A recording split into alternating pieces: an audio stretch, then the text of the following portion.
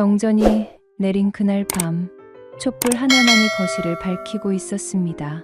민재가 제 손을 잡았을 때 저는 떨리는 목소리로 말했습니다. 이러면 안 돼요. 당신은 제 시동생이잖아요. 하지만 민재는 고개를 저었습니다. 형수님, 저 더 이상 못 참겠어요. 형한테 미안하지만 형수님을 자꾸 여자로 보게 돼요. 그의 손은 제 손보다 훨씬 컸고 따뜻했습니다. 심장이 터질 듯 뛰었습니다. 이성은 멈추라 소리쳤지만 몸은 이미 그의 온기에 이끌리고 있었습니다.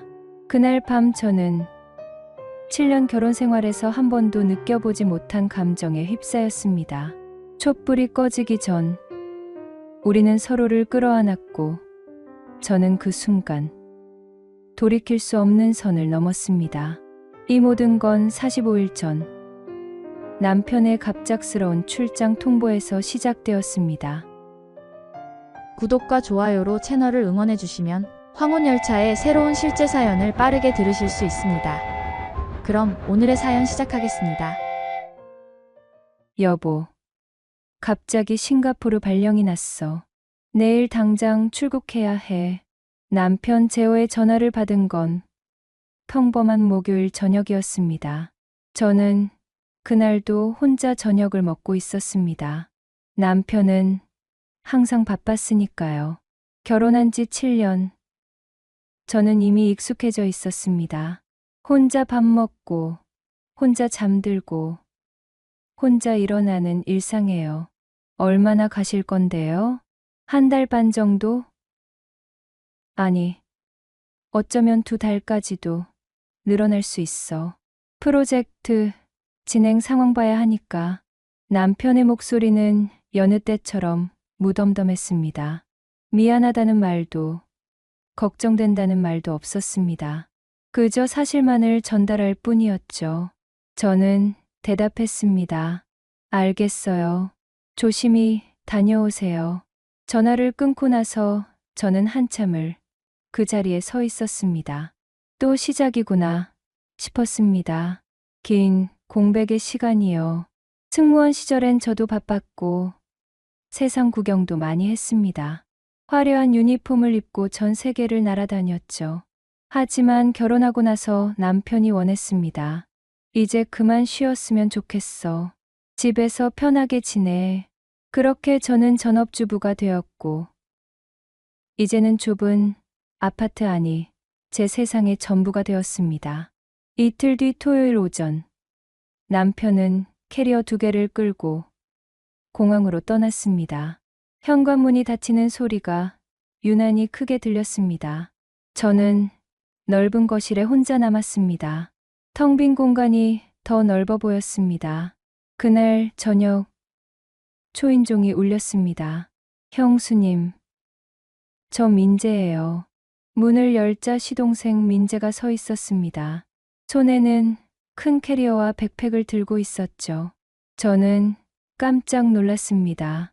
민재는 제가 기억하는 모습과 많이 달라져 있었거든요.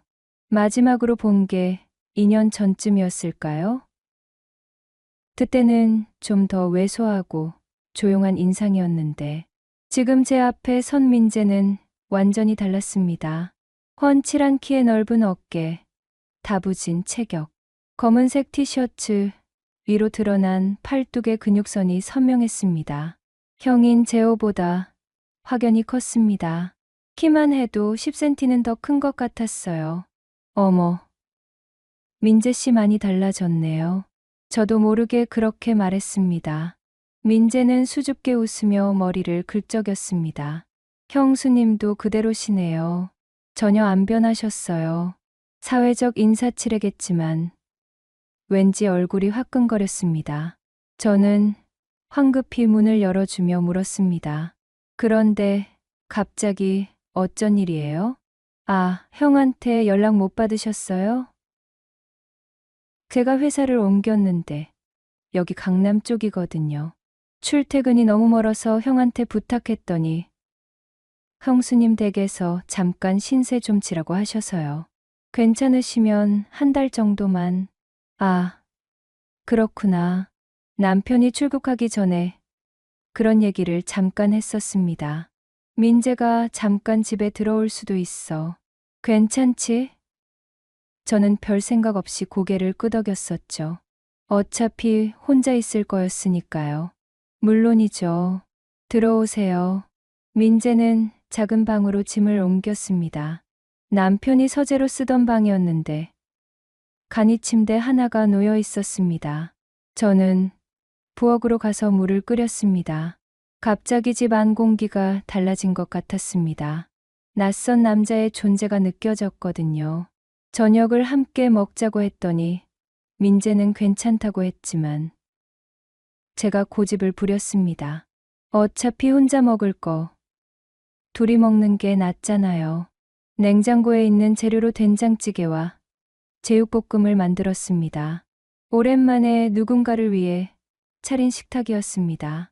맛있어요. 형수님, 진짜 오랜만에 제대로 된 집밥 먹어봐요. 민재는 허겁지겁 밥을 먹었습니다. 순간 측은한 마음이 들었습니다. 저도 혼자 자취하던 시절이 있었으니까요.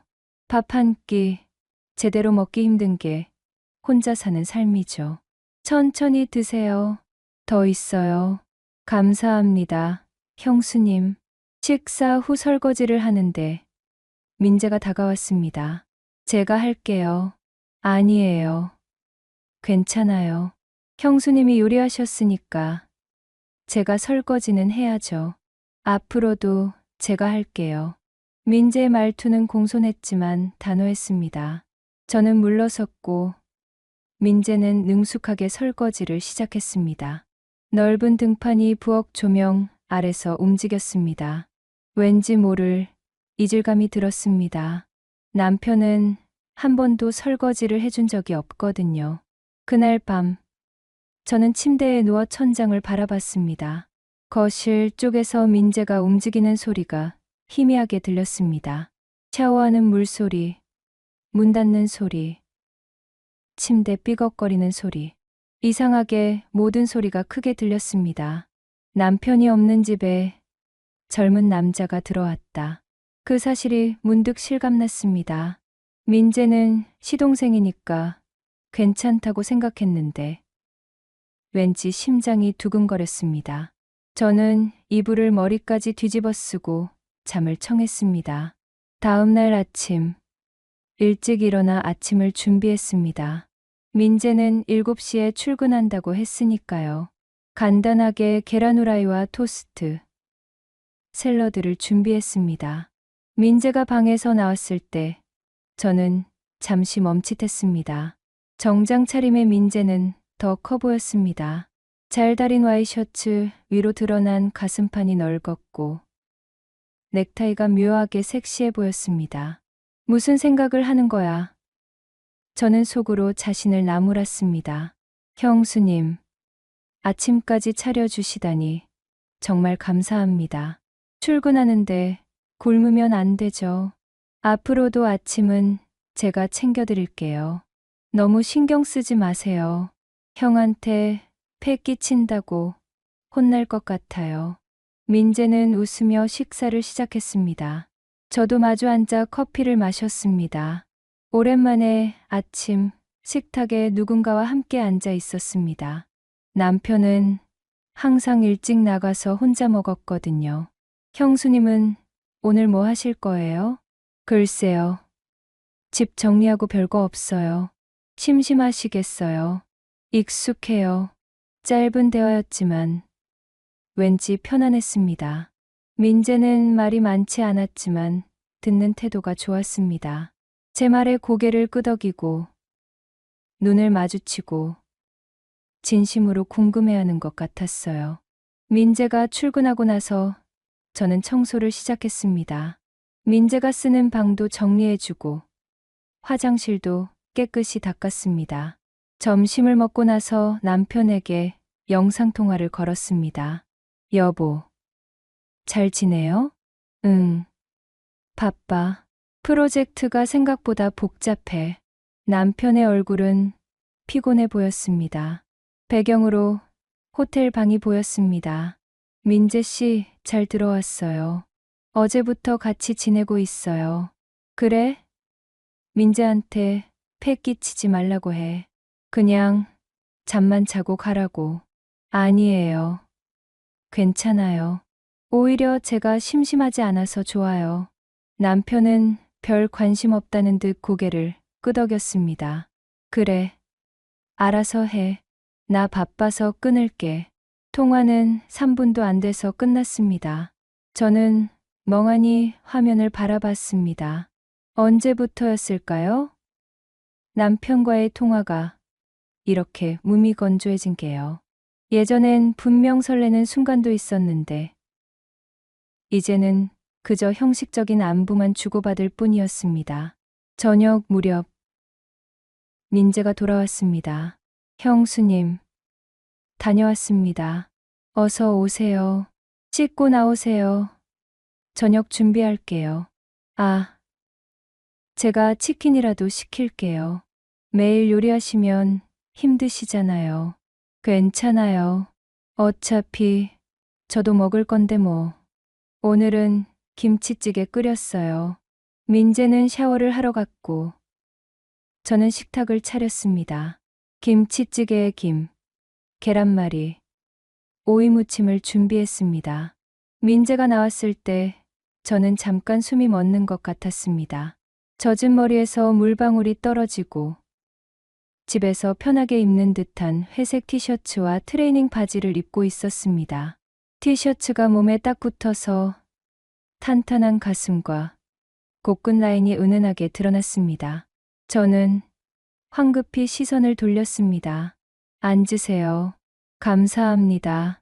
저녁을 먹으며 민재가 물었습니다. 형수님, 혹시 심심하시면 저녁에 같이 영화라도 보실래요? 요즘 넷플릭스에 재밌는 거 많더라고요. 그래요? 좋아요. 식사 후, 우리는 소파에 나란히 앉았습니다. 민재가 리모컨을 들고 이것저것 찾아봤습니다. 액션 영화, 로맨스, 코미디, 결국 가벼운 코미디 영화를 틀었습니다. 영화를 보는 내내 저는 민재의 존재를 의식했습니다. 소파에 앉은 거리는 적당했지만 왠지 가까운 것 같았습니다. 민재가 웃을 때마다 어깨가 흔들렸고 그럴 때마다 제 쪽으로 약간씩 가까워졌습니다. 영화가 끝나고 민재가 말했습니다. 형수님, 오늘 정말 즐거웠어요. 혼자 자취할 땐 이렇게 누군가랑 영화 보는 것도 오랜만이었거든요. 저도 그래요. 남편이 없으니까 혼자 보는 것도 재미없더라고요. 형은 형수님한테 잘해줘요? 갑작스러운 질문에 저는 당황했습니다. 민재는 진지한 표정으로 저를 바라보고 있었습니다. 뭐 평범하죠. 남들 다 그렇게 살잖아요. 그래도 형수님 같은 분은 더 행복하게 살아야 하는데, 민재의 말은 거기서 끊겼습니다. 저는 뭐라고 대답해야 할지 몰랐습니다. 잠시 침묵이 흘렀습니다. 늦었네요. 이만 들어가서 쉴게요. 형수님도 푹 쉬세요. 네. 잘 자요. 민재가 방으로 들어가고 저는 한참을 소파에 앉아 있었습니다. 가슴 한쪽이 묘하게 따뜻했습니다. 누군가 저를 걱정해 준 게 얼마만인지 모르겠습니다.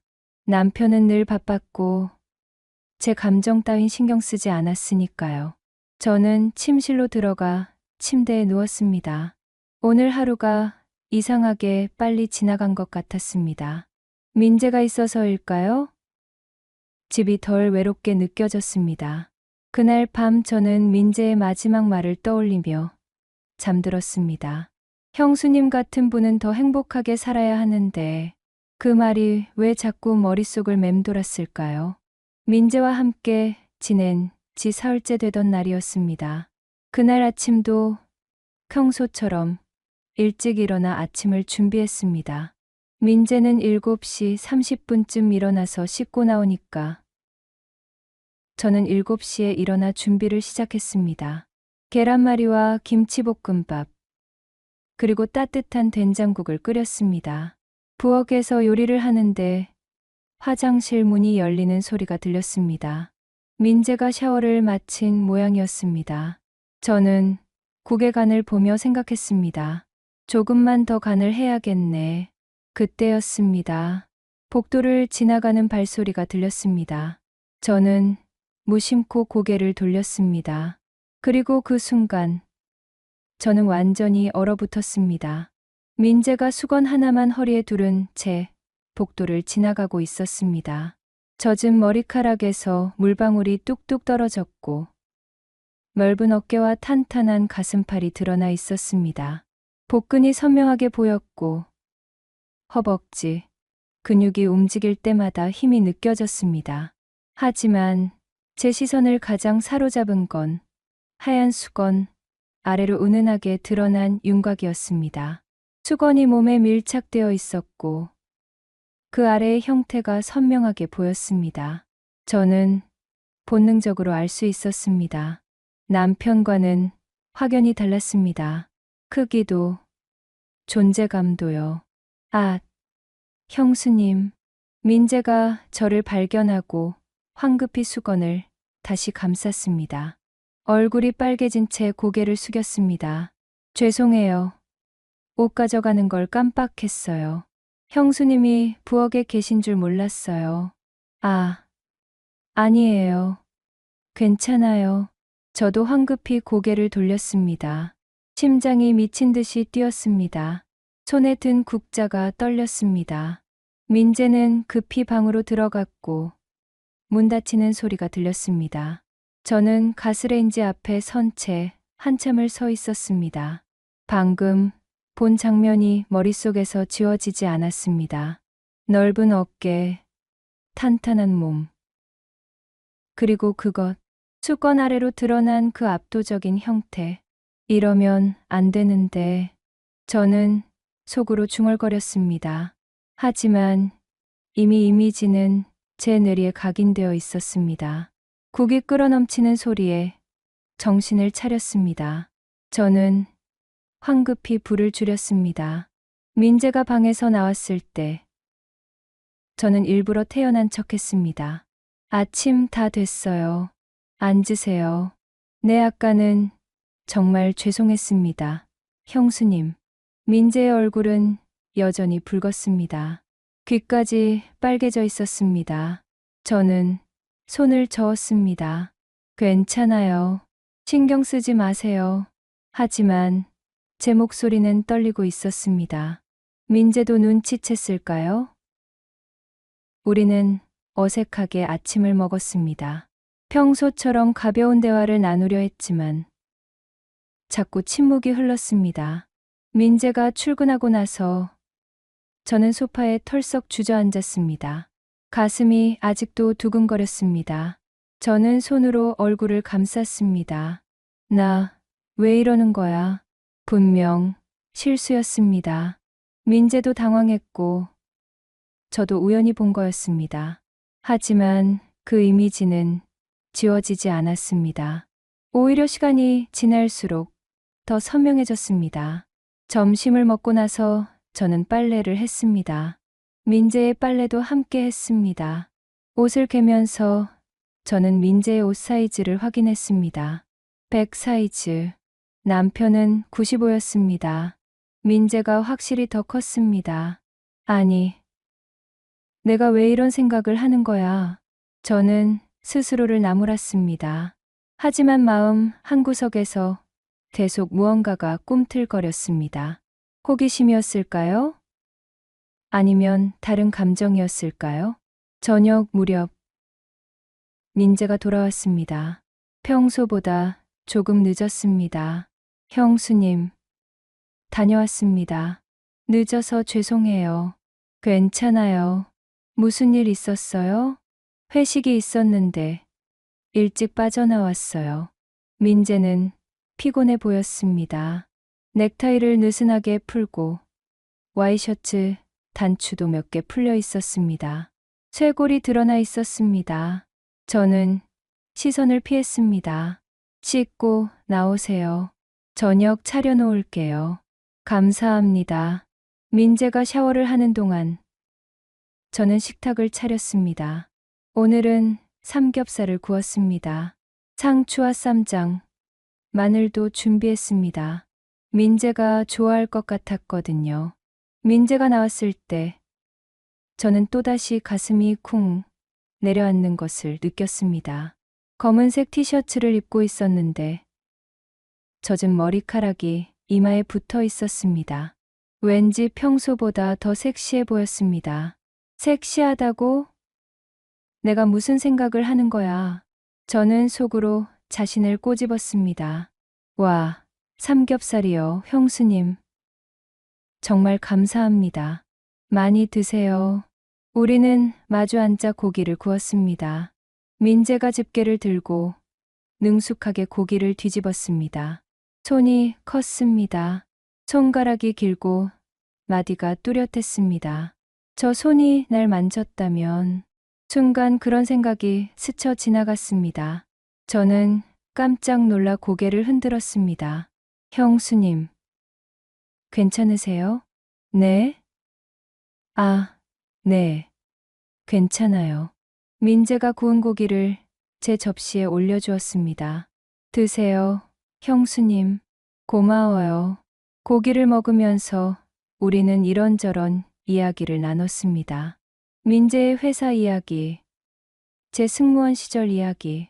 대화가 이어지면서 아침의 어색함은 조금씩 사라졌습니다. 형수님, 승무원 하실 때 정말 멋있었을 것 같아요. 그냥 그랬어요. 힘들기도 했고요. 그래도 전 세계를 다니셨잖아요. 부러워요. 지금은 그냥 집에서 뒹굴뒹굴하는 아줌마예요. 아줌마라니요.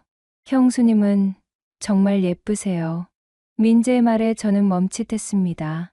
그의 눈빛이 진지했습니다. 저를 똑바로 바라보고 있었습니다. 고마워요. 그런 말 들은 게 정말 오래됐어요. 형이 바보예요. 형수님 같은 분한테 그런 말도 안 해주다니. 순간 가슴이 뜨거워졌습니다. 민재는 무심코 한 말이었겠지만 제게는 너무나 큰 위로였습니다. 남편은 한 번도 저를 예쁘다고 말한 적이 없었거든요. 결혼 전에도, 결혼 후에도요. 민재 씨 참 착하네요. 저는 그냥 사실을 말했을 뿐이에요. 식사가 끝나고 설거지를 하는데 민재가 옆에 섰습니다. 제가 할게요. 아니에요. 제가 할게요. 형수님이 요리하셨으니까 제가 설거지는 해야죠. 우리는 함께 설거지를 했습니다. 좁은 싱크대 앞에서 어깨가 스쳤습니다. 민재의 팔이 제 팔에 닿았습니다. 따뜻했습니다. 저는 심장이 빨리 뛰는 것을 느꼈습니다. 설거지를 마치고 우리는 소파에 앉았습니다. 오늘도 영화를 보기로 했습니다. 민재가 고른 건 로맨스 영화였습니다. 형수님, 로맨스 괜찮으세요? 네. 좋아요. 영화가 시작됐습니다. 중년, 남녀의 사랑 이야기였습니다. 남자 주인공이 여자 주인공을 끌어안는 장면에서 저는 괜히 목이 말랐습니다. 옆에 앉은 민재가 의식됐습니다. 영화 중반쯤 침대 신이 나왔습니다. 직접적이진 않았지만 두 사람이 격렬하게 키스하고 옷을 벗는 장면이었습니다. 저는 숨이 막혔습니다. 옆에서 민재도 조금 불편한 듯 자세를 바꿨습니다. 민재도 저런 거 할 때 어떨까? 또 그런 생각이 들었습니다. 저는 황급히 시선을 돌렸습니다. 하지만 머릿속에서는 아침에 봤던 그 장면이 떠올랐습니다. 수건 아래로 드러난 윤곽. 영화가 끝나고 민재가 말했습니다. 형수님, 괜찮으셨어요? 좀 야한 장면이 있었는데. 괜찮아요. 성인인데 뭐. 저는 태연한 척했지만 목소리가 약간 떨렸습니다. 그럼 저 이만 들어갈게요. 내일도 일찍 일어나야 해서요. 네. 잘 자요. 민재가 방으로 들어가고 저는 소파에 그대로 앉아 있었습니다. 가슴이 두근거렸습니다. 오늘 하루 종일 민재를 의식했습니다. 그의 몸, 그의 손, 그의 눈빛, 그의 목소리. 나, 왜 이러는 거지? 저는 스스로에게 물었습니다. 민재는 시동생입니다. 남편의 동생이에요. 절대 넘어서는 안 되는 선입니다. 하지만 마음 한구석에서 무언가가 꿈틀거렸습니다. 그날 밤, 저는 침대에 누워 천장을 바라봤습니다. 남편에게 영상통화를 걸까 하다가 그만뒀습니다. 통화해봤자 3분이면 끝날 테니까요. 대신 저는 눈을 감았습니다. 그리고 머릿속에는 자꾸 민재의 모습이 떠올랐습니다. 넓은 어깨, 탄탄한 가슴, 수건 아래의 윤곽. 안 돼, 안 돼. 저는 속으로 되뇌었습니다. 하지만 몸은 정직했습니다.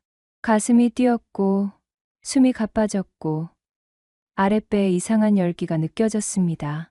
저는 오랫동안 잠들지 못했습니다. 다음 날부터 저는 민재를 더 의식하게 됐습니다. 아침에 식탁에 마주 앉을 때 민재의 손이 눈에 들어왔습니다.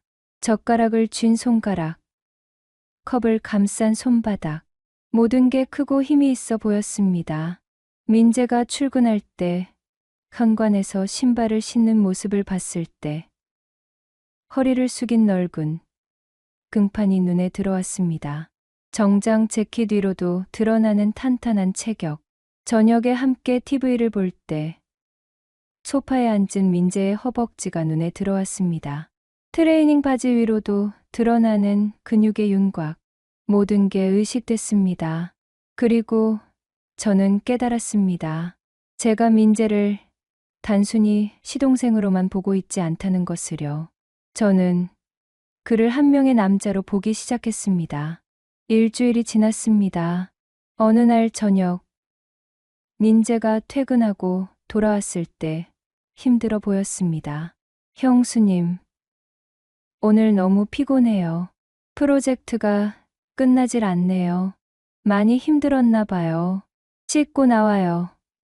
맥주라도 한잔 할까요? 정말요? 형수님도 드세요? 가끔은 마셔요. 민재가 샤워를 하고 나왔습니다. 저는 냉장고에서 맥주를 꺼내 식탁에 놓았습니다. 안주로 오징어와 땅콩을 준비했습니다. 건배해요. 건배. 맥주잔이 부딪히는 소리가 경쾌했습니다. 저는 시원하게 맥주를 마셨습니다. 오랜만에 마시는 술이었습니다. 형수님, 술 드시는 모습도 멋있으시네요. 무슨 소리예요? 진짜예요. 형수님은 뭘 해도 멋있어요. 민재는 약간 취한 듯 눈이 풀려 있었습니다. 저도 조금 취기가 올라왔습니다. 민재 씨는 여자친구 없어요? 없어요. 일만 하다 보니까요. 잘생겼는데 여자들이 안 좋아해요? 글쎄요. 제가 너무 조용해서 재미없대요. 그런 거 아닌데 민재 씨는 충분히 매력적이에요. 순간 민재가 저를 똑바로 바라봤습니다. 눈빛이 진지했습니다. 형수님 저한테 그런 말 하시면 제가 착각할 것 같아요. 착각이요? 형수님이 저를 남자로 봐주시는 것처럼요. 심장이 쿵 내려앉았습니다. 제 표정이 굳었습니다. 민재는 황급히 말을 이었습니다. 아, 죄송해요. 제가 술 마셔서 헛소리했어요. 잊어주세요. 아니에요. 괜찮아요. 하지만 저는 대답하지 못했습니다. 민재의 말이 맞았으니까요. 저는 이미 그를 남자로 보고 있었습니다. 그날 밤 저는 더 이상 잠들 수 없었습니다.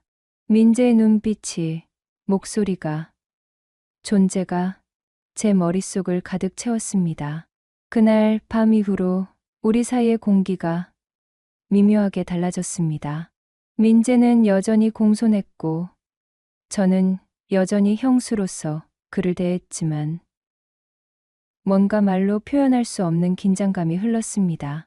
눈이 마주칠 때마다 먼저 시선을 피했고 우연히 손이 닿으면 전기가 흐르는 것처럼 움찔했습니다.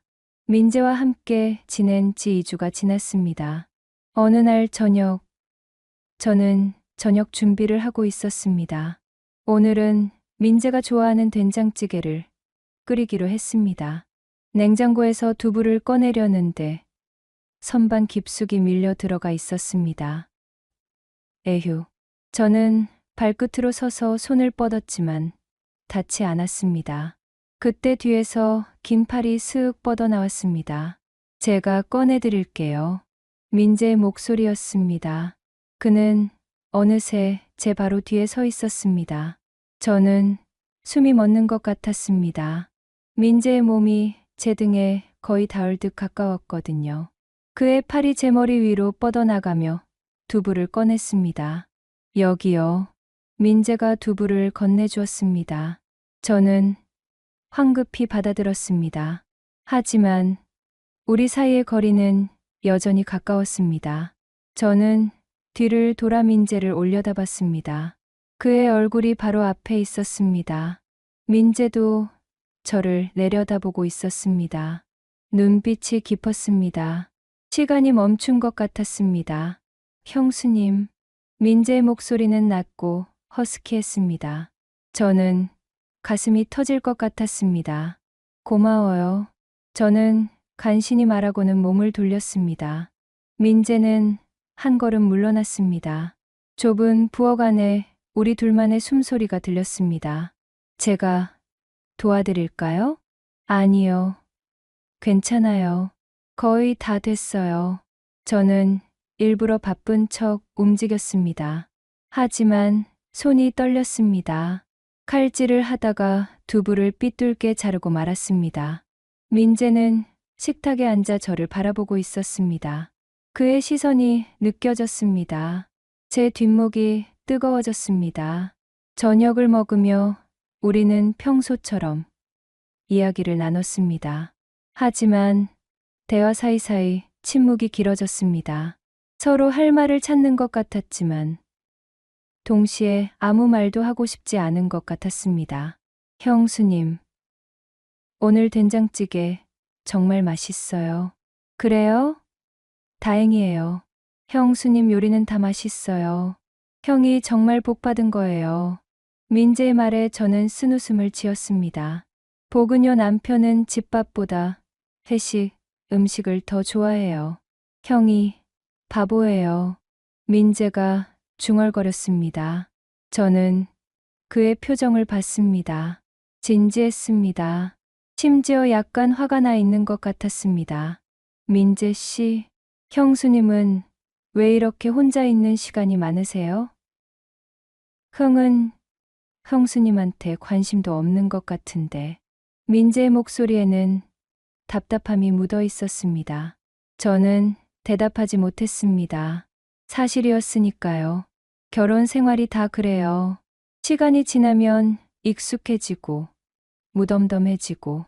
그래도 형수님 같은 분을 그렇게 대하면 안 되죠.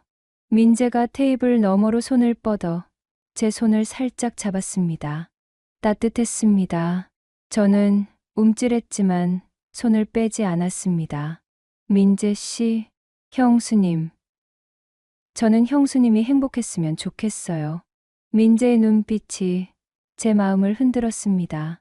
저는 천천히 손을 빼며 말했습니다. 고마워요. 하지만 우린 이러면 안 돼요. 알아요. 하지만 마음은 어쩔 수가 없네요. 침묵이 흘렀습니다. 저는 일어나 설거지를 시작했습니다. 민재도 따라 일어났습니다. 제가 할게요. 같이 해요. 우리는 나란히 서서 설거지를 했습니다.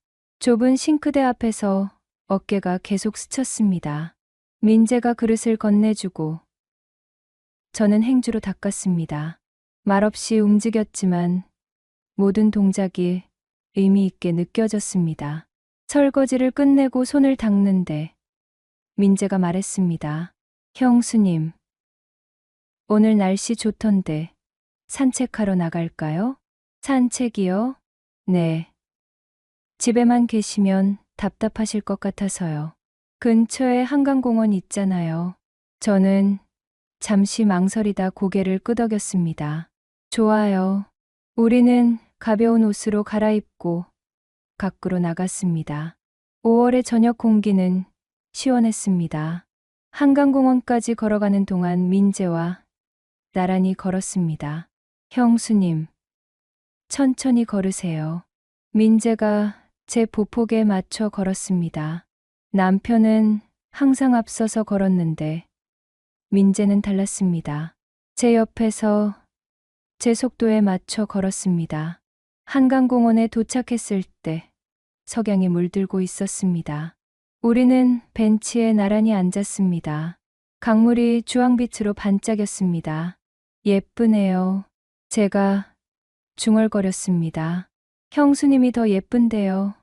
민재가 조용히 말했습니다. 저는 그를 바라봤습니다. 민재는 석양을 바라보고 있었습니다. 옆얼굴이 선명했습니다. 턱선이 단단했고 콧날이 높았습니다. 민재 씨는 왜 저한테 이렇게 잘해줘요?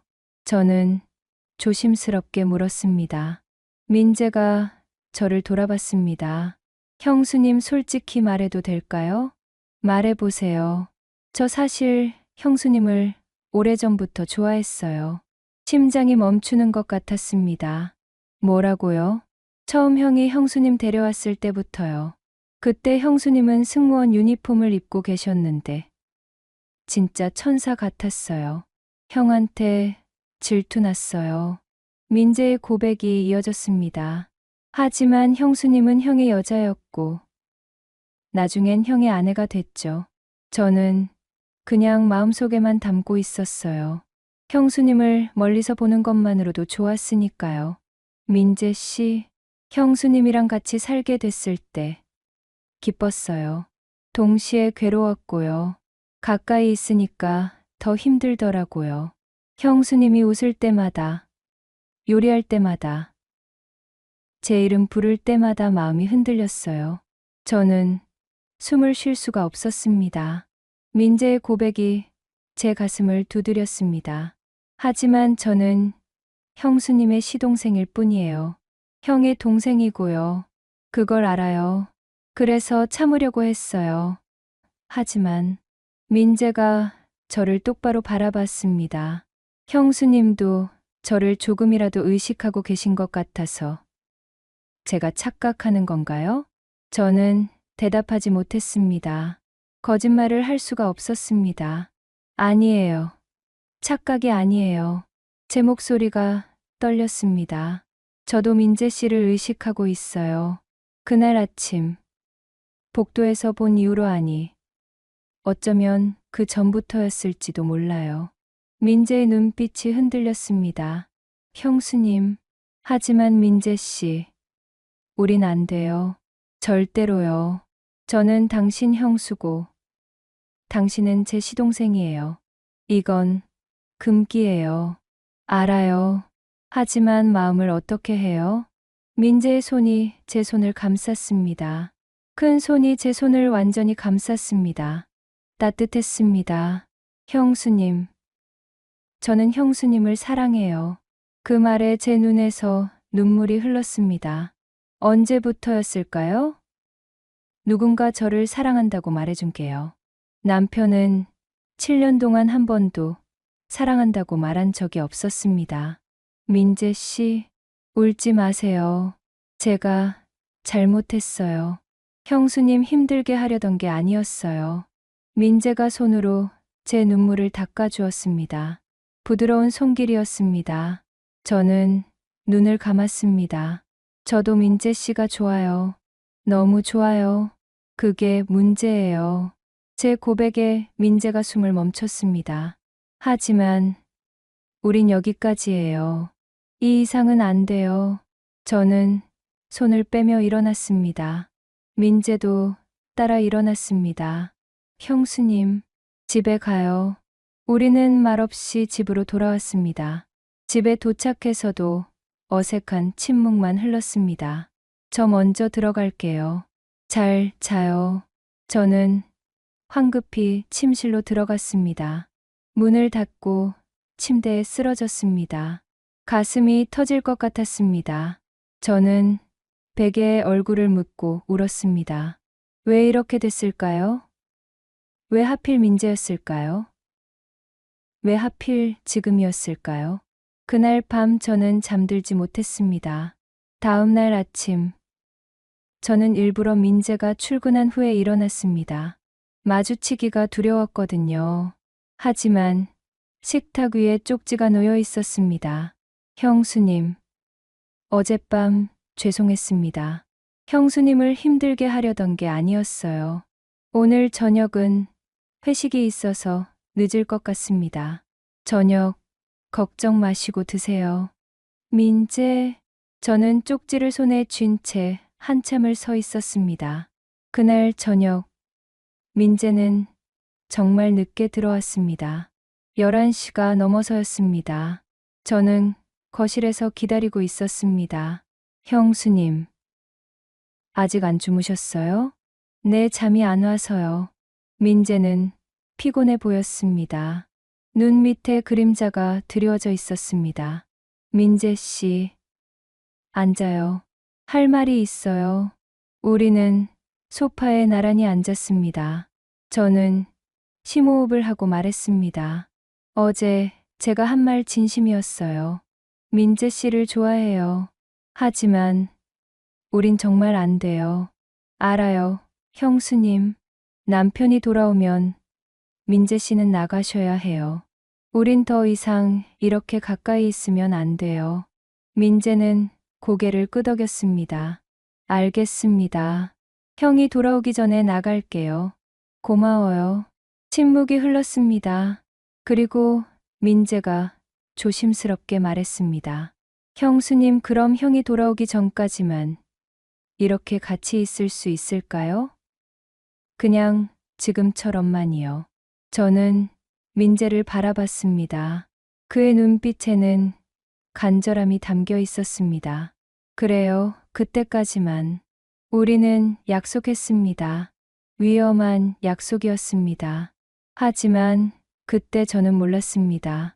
그 약속이 얼마나 위태로운 것인지를. 민재와 함께 지낸 지 3주가 지났습니다. 우리는 약속대로 선을 지키려 노력했습니다. 하지만 가까이 있을수록 더 힘들어졌습니다. 눈이 마주칠 때마다 심장이 뛰었고 손이 스칠 때마다 전기가 흘렀습니다. 공기는 점점 뜨거워졌습니다. 그날은 금요일이었습니다. 아침부터 날씨가 이상했습니다. 하늘이 잿빛으로 흐리고 바람이 강하게 불었습니다. 유수에서는 태풍 소식을 전했습니다. 형수님, 오늘 태풍 온대요. 혹시 모르니까 창문 다 잠그고 계세요. 알았어요. 조심히 다녀와요. 민재가 출근하고 나서 저는 집 안을 점검했습니다. 창문을 닫고 베란다 물건들을 정리했습니다. 오후부터 빗방울이 떨어지기 시작했습니다. 저녁 무렵 비는 폭우로 변했습니다. 창문을 두드리는 소리가 요란했습니다. 바람이 세게 불어 건물이 흔들리는 것 같았습니다. 저는 걱정이 되어 민재에게 문자를 보냈습니다. 민재 씨, 괜찮아요? 비 많이 오는데 조심해서 오세요. 금방 답장이 왔습니다. 네, 형수님. 지금 퇴근합니다.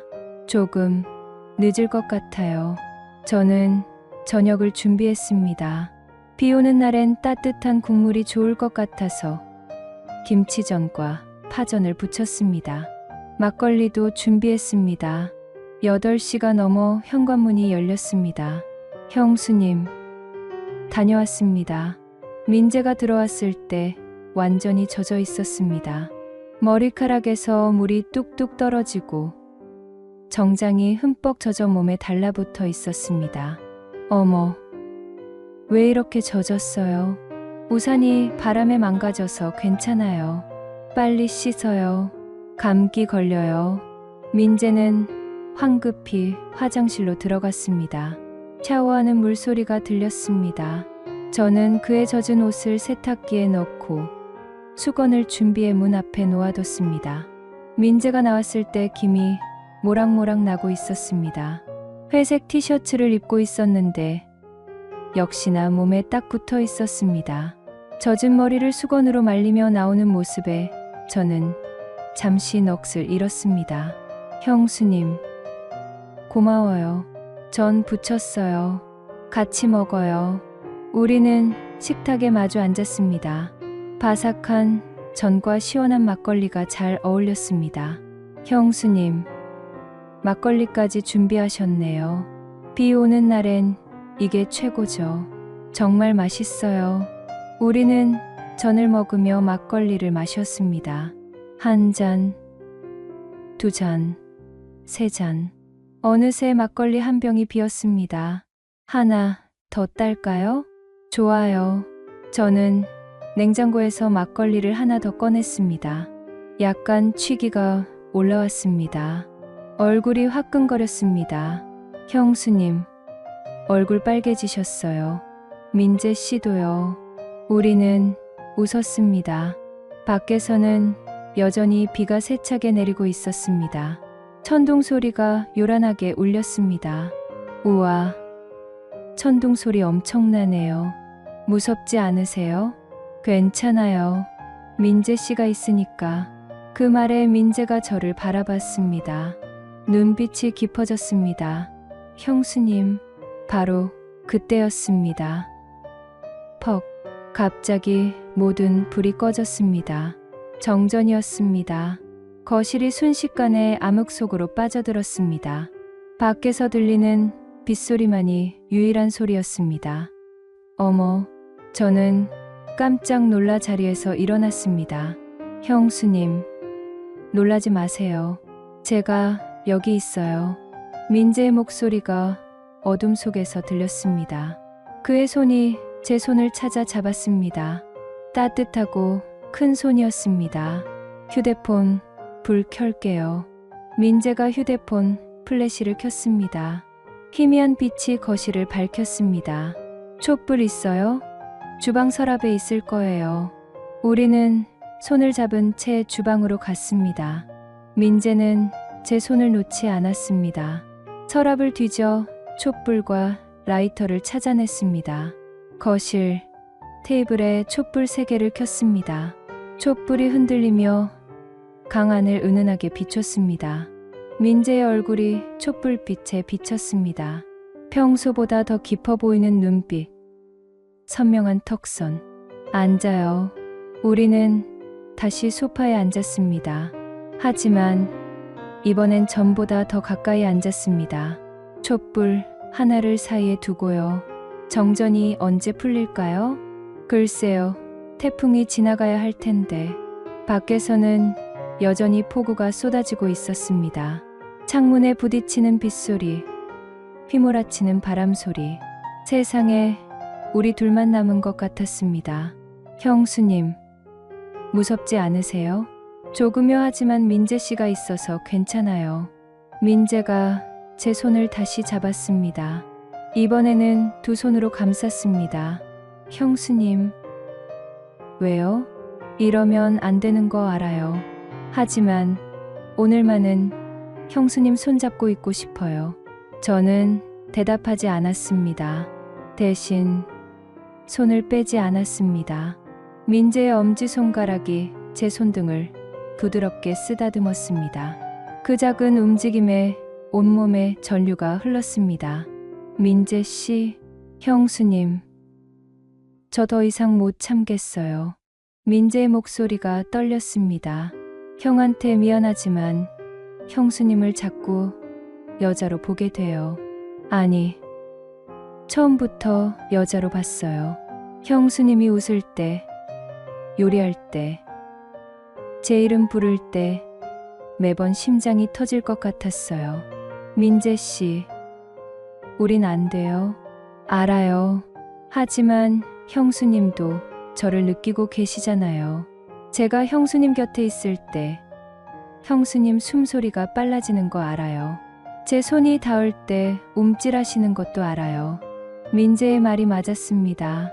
저는 거짓말을 할 수 없었습니다. 저도 못 참겠어요. 제 목소리가 떨렸습니다. 민재의 눈빛이 흔들렸습니다.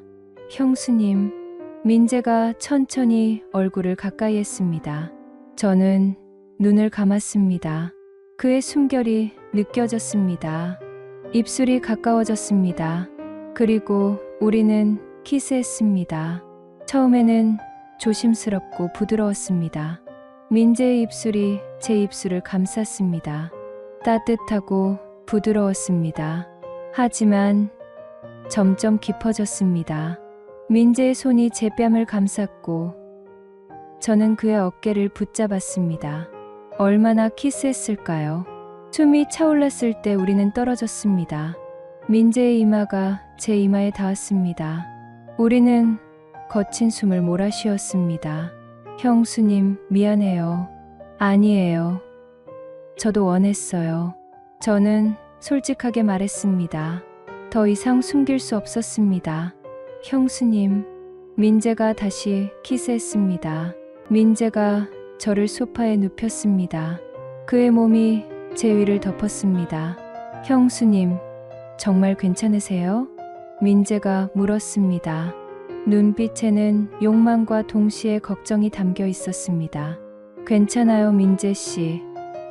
저 당신이 필요해요. 제 고백에 민재의 눈빛이 어두워졌습니다. 형수님, 민재의 손이 제 몸을 탐색하기 시작했습니다. 티셔츠 위로 드러난 어깨, 목선, 쇄골. 그의 손길은 조심스러웠지만 뜨거웠습니다. 저도 민재의 티셔츠를 잡아당겼습니다. 민재는 티셔츠를 벗었습니다.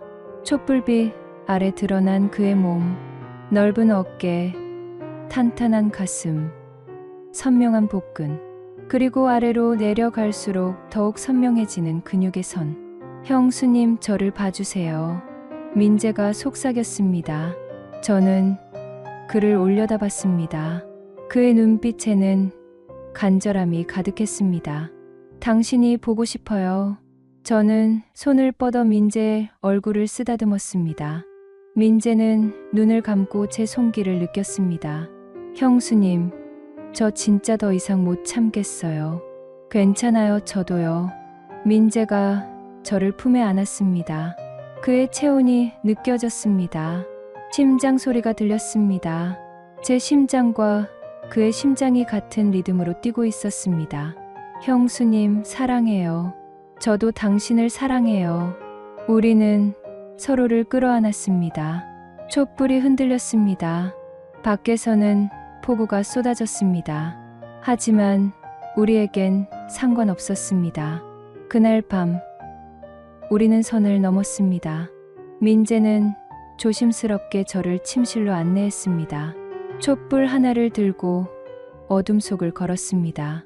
침대에 누웠을 때 민재가 다시 한번 물었습니다.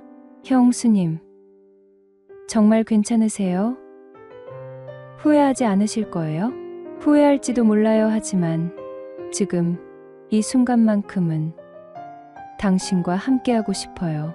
민재가 제 옆에 누웠습니다. 그의 손이 제 머리카락을 쓰다듬었습니다. 형수님, 제가 형수님을 행복하게 해드릴게요. 오늘 밤만큼은요. 민재의 키스가 다시 시작됐습니다. 그의 입술이 제 몸을 천천히 탐색했습니다.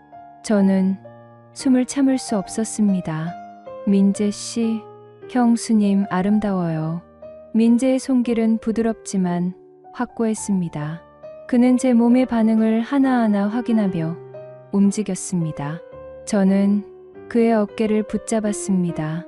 민재 씨, 저 당신이, 제가 여기 있어요, 형수님. 민재가 저를 완전히 품에 안았습니다. 그리고 그 순간 저는 깨달았습니다. 남편과는 완전히 다르다는 것을요. 그날 아침 복도에서 봤던 그 존재감 그대로였습니다. 아니, 그보다 더 압도적이었습니다. 형수님, 천천히 할게요. 민재의 목소리는 떨리고 있었습니다. 저도 긴장했지만 동시에 원했습니다. 괜찮아요, 와줘요. 우리는 하나가 되었습니다. 처음엔 낯설었습니다. 남편과는 전혀 다른 감각이었습니다. 채워지는 느낌, 압도당하는 느낌. 저는 숨을 크게 들이마셨습니다. 우리는 밤새 서로를 탐했습니다. 촛불이 꺼질 때까지, 비가 그칠 때까지 우리는 멈추지 않았습니다. 저는 그날 밤 처음으로 알았습니다. 진짜 충족감이 무엇인지를요. 진짜 사랑이 무엇인지를요. 민재의 품에 안겨 잠들 때 저는 생각했습니다. 이건 꿈일까? 내일 아침 깨어나면 모두 사라질 꿈일까? 하지만 민재의 심장 소리가 생생하게 들렸습니다. 그의 체온이 느껴졌습니다. 그의 팔이 저를 감싸고 있었습니다. 이건 꿈이 아니었습니다. 저는 돌이킬 수 없는 선을 넘었습니다. 그리고 저는 후회하지 않았습니다. 아침 햇살이 커튼 사이로 비집고 들어왔습니다. 저는 천천히 눈을 떴습니다. 몸이 나른했습니다. 옆을 돌아보니 민재가 저를 바라보고 있었습니다. 미소를 띤 얼굴로요. 깼어요? 응. 언제부터 깨 있었어요? 1시간쯤. 형수님 자는 모습 보고 있었어요. 저는 얼굴이 화끈거렸습니다. 어젯밤 일들이 생생하게 떠올랐습니다. 우리가 나눈 키스, 포옹. 그리고 그 모든 것들. 부끄러워요. 왜요? 형수님 정말 아름다웠는데. 민재가 제 머리카락을 쓰다듬었습니다. 저는 그의 가슴에 얼굴을 묻었습니다. 민재 씨, 우리 큰일 났어요. 알아요. 하지만 후회하지 않아요. 저도요. 우리는 한참을 그렇게 누워 있었습니다. 서로를 아는 채로요. 밖에서는 새들이 지저귀고 있었습니다. 어젯밤의 폭풍우가 거짓말처럼 사라졌습니다. 배고프시겠어요? 아침 만들어 드릴게요. 민재가 일어났습니다. 저는 그의 벗은 등판을 바라봤습니다. 긁힌 자국이 선명했습니다. 제가 한 짓이었습니다. 민재 씨 등에 괜찮아요. 형수님의 흔적이잖아요. 민재는 웃으며 티셔츠를 입었습니다. 저도 일어나 간단히 옷을 입고 부엌으로 갔습니다. 함께 아침을 만들었습니다. 계란 후라이와 토스트, 커피. 간단하지만 행복한 아침이었습니다. 민재가 제 뒤에서 껴안았습니다. 형수님 사랑해요. 저도 사랑해요. 우리는 키스했습니다. 아침 햇살 아래에서 나눈 키스는 어젯밤과는 달리 부드럽고 달콤했습니다. 그렇게 우리는 함께 아침을 먹었습니다. 웃고, 떠들고, 손을 잡고, 마치 진짜 연인처럼요. 하지만 행복한 시간은 오래가지 않았습니다. 점심 무렵 제 휴대폰이 울렸습니다. 남편이었습니다. 저는 민재를 바라봤습니다. 민재는 고개를 끄덕였습니다. 여보세요? 여보. 나야. 좋은 소식이야. 남편의 목소리는 들떠 있었습니다. 프로젝트가 예상보다 빨리 끝났어. 다음 주 월요일에 귀국해. 심장이 멈추는 것 같았습니다. 다음 주 월요일? 응. 이제 사흘 남았네. 집 정리 좀 해둬. 오랜만에 집밥 먹고 싶다. 남편은 아무것도 모른 채 말했습니다. 저는 민재를 바라봤습니다. 민재의 얼굴이 굳어 있었습니다. 알았어요. 조심히 와요. 전화를 끊고 나서 저는 주저앉았습니다. 민재가 다가와 저를 안아주었습니다. 형수님, 사흘 사흘밖에 안 남았어요. 저는 민재의 품에서 울었습니다. 민재도 함께 울었습니다. 우리는 끝을 알고 있었습니다. 그날부터 우리는 매 순간을 소중히 보냈습니다. 함께 요리하고, 함께 영화를 보고, 함께 산책했습니다. 밤에는 서로를 끌어안고 사랑을 나눴습니다. 마치 마지막인 것처럼요. 실제로 마지막이었으니까요. 토요일 밤, 우리는 소파에 나란히 앉아 있었습니다.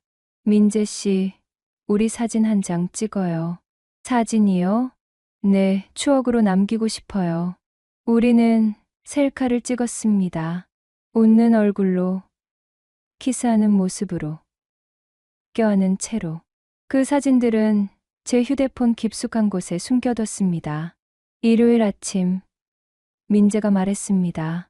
형수님, 오늘 제가 집 나갈게요. 벌써요? 형이 내일 오시잖아요. 오늘 제가 정리하고 나가는 게 맞아요. 저는 알고 있었습니다. 하지만 인정하고 싶지 않았습니다. 점심은 같이 먹고 가요. 네, 형수님. 저는 마지막 식사를 정성껏 준비했습니다. 민재가 좋아하는 음식들로요. 삼겹살, 된장찌개, 김치전. 우리가 함께 먹었던 모든 음식들. 점심을 먹으며 우리는 웃으려 애썼습니다. 하지만 눈물이 계속 났습니다. 형수님, 울지 마세요. 미안해요. 참으려고 하는데. 민재가 제 눈물을 닦아주었습니다. 저도 울고 싶어요. 하지만 형수님 앞에서는 웃고 싶어요. 식사가 끝나고 민재는 짐을 쌌습니다. 3주 동안 쌓인 물건들을 하나씩 가방에 넣었습니다. 저는 옆에서 지켜봤습니다. 다 쌌어요. 민재가 캐리어를 끌고 현관으로 나왔습니다. 저도 따라 나갔습니다. 형수님, 그동안 정말 감사했어요. 형수님 덕분에 제 인생에서 가장 행복한 시간이었어요. 저야말로 고마워요. 민재 씨 덕분에 저도 살아있다는 걸 느꼈어요. 민재가 저를 꼭 안아주었습니다. 저도 그를 안았습니다. 마지막 포옹이었습니다. 형수님, 사랑해요. 평생 사랑할 거예요. 저도요. 영원히 사랑할 거예요. 우리는 길게 키스했습니다. 눈물이 섞인 키스였습니다. 민재가 몸을 떼며 말했습니다. 형수님, 행복하세요. 꼭이요. 민재 씨도요. 민재는 돌아서서 걸어갔습니다. 엘리베이터 버튼을 눌렀습니다. 문이 열렸습니다. 민재가 들어갔습니다. 마지막으로 저를 돌아봤습니다. 안녕히 계세요, 형수님. 안녕. 엘리베이터 문이 닫혔습니다. 민재가 사라졌습니다. 저는 그 자리에 주저앉아 울었습니다. 한참을 울었습니다. 가슴이 찢어지는 것 같았습니다. 그날 저녁, 저는 집 안을 정리했습니다. 민재의 흔적을 하나하나 지웠습니다. 침대 시트를 갈았습니다. 베개를 빨았습니다. 그가 쓰던 방을 청소했습니다. 모든 걸 지웠습니다. 하지만 기억은 지울 수 없었습니다. 밤에 침대에 누워 눈을 감으면 민재의 모습이 보였습니다. 그의 웃음소리가 들렸습니다. 그의 체온이 느껴졌습니다. 저는 휴대폰을 꺼내 우리가 찍은 사진을 봤습니다. 웃고 있는 우리, 행복해 보이는 우리, 사랑하는 우리. 민재야, 보고 싶어. 저는 속으로 중얼거렸습니다. 다음 날 월요일 오후, 남편이 돌아왔습니다. 다녀왔어. 어서 와요. 남편은 캐리어를 끌고 들어왔습니다. 45일 만이었습니다. 저는 남편을 바라봤습니다. 예전과 똑같았습니다. 무덤덤한 표정, 지친 얼굴, 집 깨끗하네. 민재는 나갔어? 네, 어제 나갔어요. 그래, 폐 끼쳤지? 고생했어. 그게 전부였습니다. 남편은 샤워를 하러 갔습니다. 저는 저녁을 준비했습니다. 저녁을 먹으며 남편이 말했습니다. 싱가포르는 습하더라. 다시는 가고 싶지 않아. 그랬겠네요. 너는 뭐 했어? 심심하지 않았어? 그냥 집에 있었어요. 거짓말이었습니다. 하지만 진실을 말할 수는 없었습니다. 밤이 되어 침대에 누웠습니다. 남편이 옆에 누웠습니다. 오랜만에 같은 침대에 누운 거였습니다. 여보. 남편이 저를 끌어안으려 했습니다. 저는 몸이 굳었습니다. 피곤해요. 오늘은 그냥 자요. 그래? 알았어. 남편은 금방 코를 골며 잠들었습니다. 저는 천장을 바라봤습니다. 민재가 떠올랐습니다. 그의 손길, 그의 키스, 그의 사랑, 모든 게 생생했습니다. 남편 옆에 누워있지만 제 마음은 다른 곳에 있었습니다. 일상은 다시 시작됐습니다. 남편은 출근하고 저는 집에서 청소하고 요리했습니다. 예전과 똑같은 일상이었습니다. 하지만 모든 게 달랐습니다. 아침을 준비할 때마다 민재가 떠올랐습니다. 저녁을 차릴 때마다 그가 생각났습니다. 소파에 앉아 TV를 볼 때마다 옆자리가 비어 있는 것 같았습니다. 일주일이 지났습니다. 어느 날 저녁 남편이 말했습니다. 여보, 너 요즘 왜 그래? 표정이 안 좋아. 그래요? 그냥 좀 피곤해서요. 무슨 일 있어? 아니에요. 아무 일도 없어요. 거짓말이었습니다. 하지만 말할 수 없었습니다. 그날 밤 남편이 다시 저를 안으려 했습니다. 저는 거부할 수 없었습니다. 7년을 함께한 남편이니까요. 하지만 남편과의 시간은 고통이었습니다. 모든 게 민재와 비교됐습니다. 작은 손, 짧은 시간, 무성의한 움직임, 충족감은 없었습니다.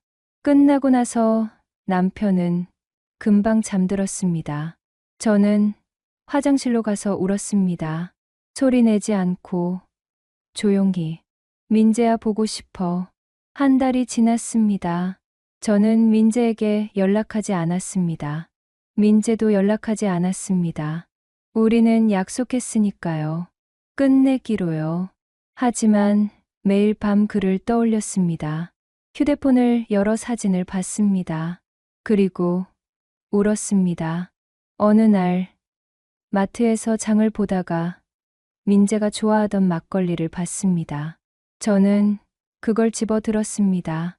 그리고 집에 와서 혼자 마셨습니다. 취기가 오르자 민재에게 문자를 보내고 싶었습니다. 하지만 참았습니다. 보내면 안 된다는 걸 알았으니까요. 대신 저는 일기를 썼습니다. 민재야, 보고 싶어. 매일 밤 내 생각을 해. 남편 옆에 누워서도, 요리할 때도, TV를 볼 때도. 넌 어떻게 지내? 나처럼 힘들어? 아니면 벌써 잊었어? 나는 못 잊겠어. 평생 못 잊을 것 같아. 사랑해. 여전히 사랑해. 일기장을 닫고 저는 다시 울었습니다. 2달이 지났습니다. 어느 날 저녁 남편이 말했습니다. 여보, 민재가 여자친구 생겼대. 심장이 멎는 것 같았습니다. 뭐라고요? 민재, 여자친구 생겼다고 형한테 자랑하더라. 회사 동료래. 다음 달에 소개시켜준대. 저는 숨을 쉴 수 없었습니다. 가슴이 찢어지는 것 같았습니다. 그래요. 잘 됐네요. 겨우 그렇게 대답했습니다. 남편은 아무것도 눈치채지 못했습니다. 그날 밤 저는 화장실에 들어가 펑펑 울었습니다. 소리를 내지 않으려고 입을 막았습니다. 민재야, 넌 날 잊은 거야? 여자친구를 만든 거야? 우리의 시간은 뭐였어? 사랑한다던 말은 거짓말이었어? 하지만 저는 알고 있었습니다. 이게 맞다는 거려. 민재는 자기 인생을 살아야 하니까요. 저처럼 과거에 묶여 있으면 안 되니까요.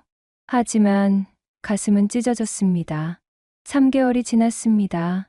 저는 여전히 민재를 생각했습니다. 하지만 점점 일상에 묻혔습니다. 남편과 밥을 먹고 청소하고 잠들었습니다. 가끔 민재가 있던 방을 청소할 때면 가슴이 아팠습니다. 그가 앉았던 소파에 앉을 때면 눈물이 났습니다. 하지만 저는 살았습니다. 계속 살아갔습니다. 어느 날 저녁 남편이 말했습니다. 민재 결혼한대. 다음 달에. 저는 컵을 떨어뜨릴 뻔했습니다. 결혼이요? 응. 빠르지? 만난 지 얼마 안 됐는데. 근데 민재가 확신했나 봐. 다음 달에 결혼식 한대. 우리도 가야지. 저는 대답할 수 없었습니다. 결혼식 날이 왔습니다. 저는 남편과 함께 결혼식장에 갔습니다. 가슴이 찢어지는 것 같았지만 웃으려 애썼습니다. 민재가 서 있었습니다. 턱시도를 입고 있었습니다. 잘생겼습니다. 행복해 보였습니다. 신부가 들어왔습니다. 예뻤습니다. 민재가 신부를 바라보는 눈빛은 따뜻했습니다. 저는 그 모습을 보며 울었습니다. 축하한다는 이유로 눈물을 흘렸습니다. 식이 끝나고 민재가 인사하러 왔습니다. 형수님, 와주셔서 감사합니다. 축하한다.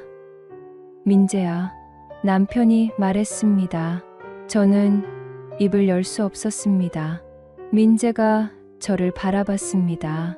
눈빛이 잠시 흔들렸습니다. 하지만 금방 웃었습니다. 형수님, 건강하세요. 그게 마지막이었습니다. 민재는 신부와 함께 사라졌습니다. 저는 그 뒷모습을 바라봤습니다. 안녕, 민재야. 행복해. 부디 행복해. 그날 밤, 집에 돌아와 저는 휴대폰에 숨겨뒀던 사진들을 봤습니다. 마지막으로요. 웃고 있는 민재, 저를 안고 있는 민재, 키스하는 우리. 저는 사진들을 하나씩 지웠습니다. 아파도 지웠습니다. 눈물이 나도 지웠습니다. 마지막 사진까지 지우고 나서 저는 휴대폰을 내려놓았습니다. 이제 진짜 끝이야. 하지만 제 몸은 기억하고 있었습니다. 그날 밤의 온기를, 그의 손길을, 그의 사랑을 채워줬던 그 감각을.